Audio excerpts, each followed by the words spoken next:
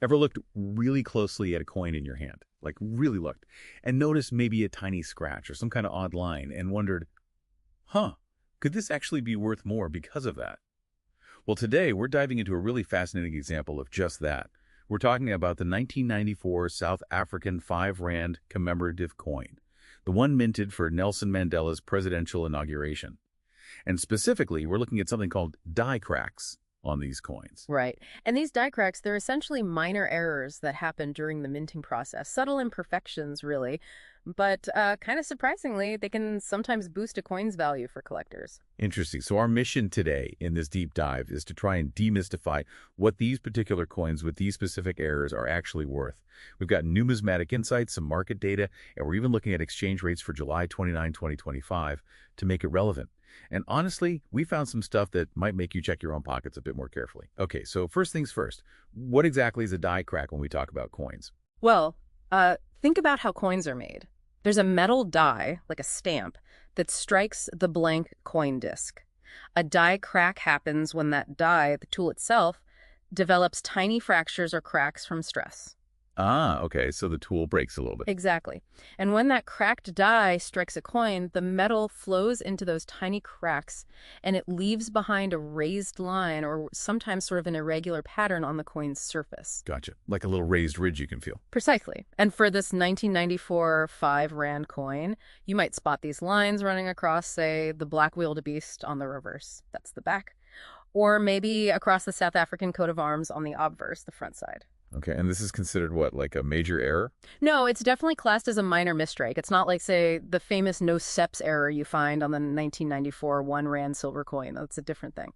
And interestingly, while the South African Mint doesn't officially catalog these specific die cracks, they are definitely noted and tracked in numismatic circles. Places like the Numista website often list them. Right. So the collectors know about them, even if the Mint doesn't make a big deal of it. Yeah. So, okay, the big question. If you or I find one of these in, I don't know, an old jar or something, what kind of value are we realistically talking about?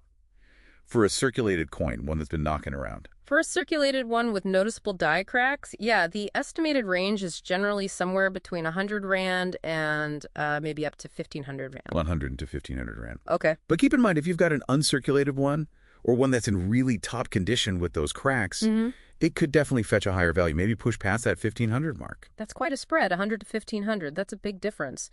But, for a lot of us listening maybe outside South Africa, Rand might not be the currency we deal with daily. So can we put that into perspective? What does 100 to 1,500 Rand actually mean in, say, dollars or euros or pounds? Absolutely, yeah. Let's do that conversion. Using those projected exchange rates for July 29, 2025, that 100 to 1,500 Rand range works out to roughly about $5.59 to $83.80 US. Okay.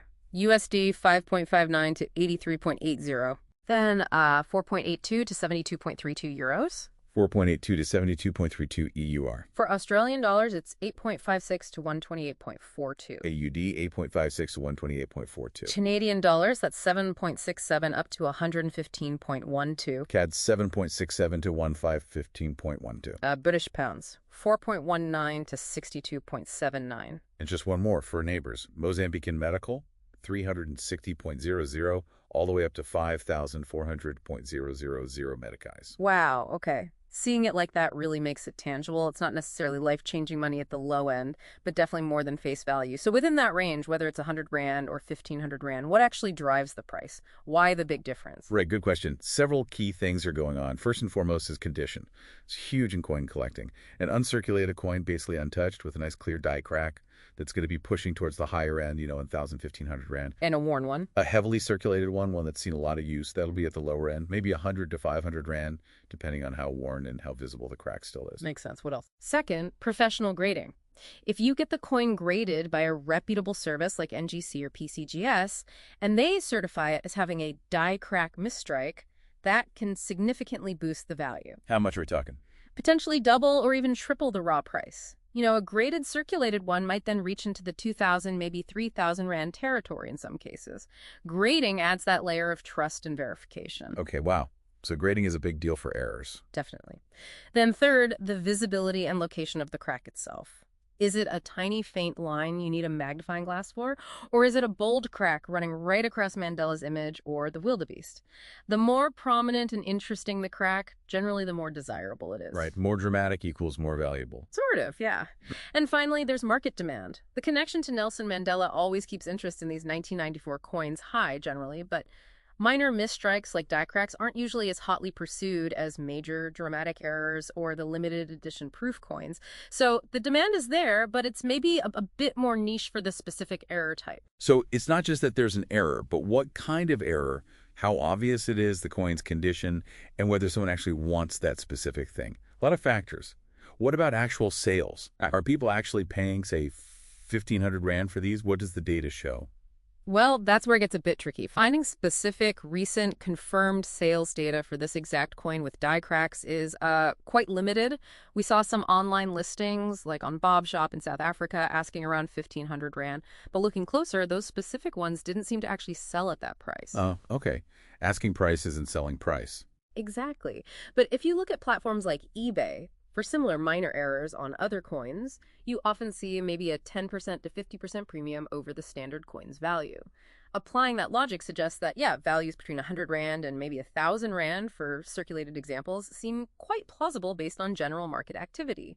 Confirmed sales in 2024 or 2025 specifically for the 94.5 Rand with die cracks are scarce.